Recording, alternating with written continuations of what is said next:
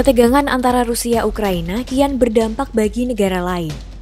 Terakhir, Amerika Serikat meminta warga negaranya untuk meninggalkan Ukraina secepat mungkin. We encourage all American citizens who remain in Ukraine to depart immediately. Langkah Amerika Serikat disusul oleh negara lain seperti Inggris dan Jerman. Indonesia sendiri sejauh ini masih berjaga-jaga.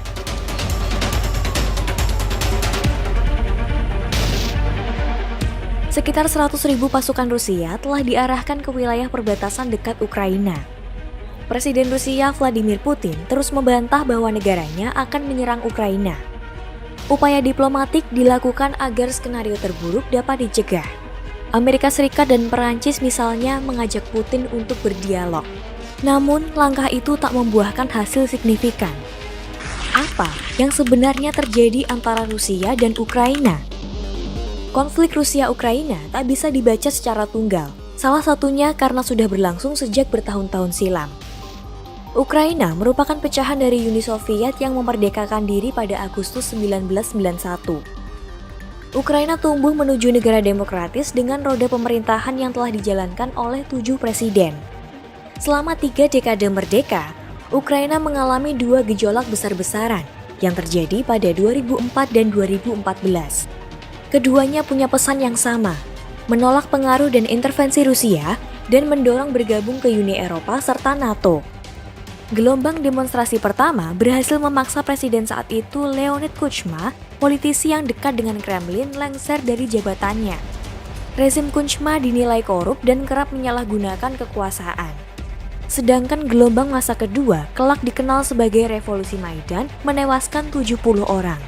Dan membuat presiden kala itu yang dekat pula dengan Rusia, Viktor Yanukovych, dimaksulkan. Ia menyebut langkah itu percobaan kudeta, sebelum kemudian kabur dari Ukraina. Putin kerap mengeluarkan klaim bahwa Rusia dan Ukraina adalah satu identitas.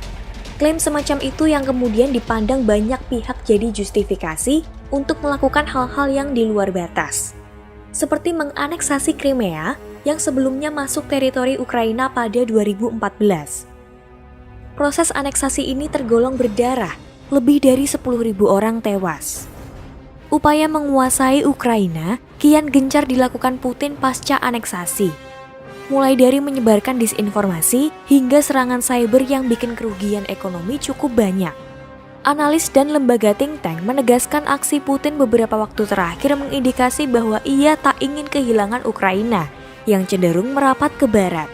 Kehilangan pengaruh atas Ukraina sama berarti potensi lenyapnya banyak hal, termasuk kekuatan ekonomi. Cadangan minyak dan gas Ukraina contohnya, masing-masing 395 juta barel dengan 349 miliar meter kubik. Ukraina juga memainkan peran strategis sebagai penyalur gas dari Rusia ke pasar Eropa.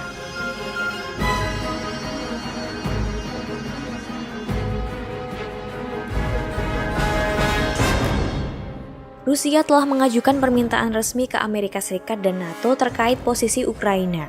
Pertama, Ukraina tak boleh masuk NATO. Kedua, pasukan NATO yang berada di kawasan Rusia mesti ditarik. Permintaan ini ditolak. Sementara AS maupun NATO mewanti-wanti jika Kremlin nekat menyerang Ukraina, maka aksi balasan bakal ditempuh. Serangan penuh ke Ukraina bila benar-benar terjadi, diperkirakan mendatangkan dampak yang tak pernah dibayangkan sebelumnya. Kalkulasinya, 50.000 orang akan tewas dan hampir 2 juta penduduk jadi pengungsi. Itu sebabnya banyak pihak yang menyebut Perang Dunia Ketiga jika sampai konflik bersenjata meletus.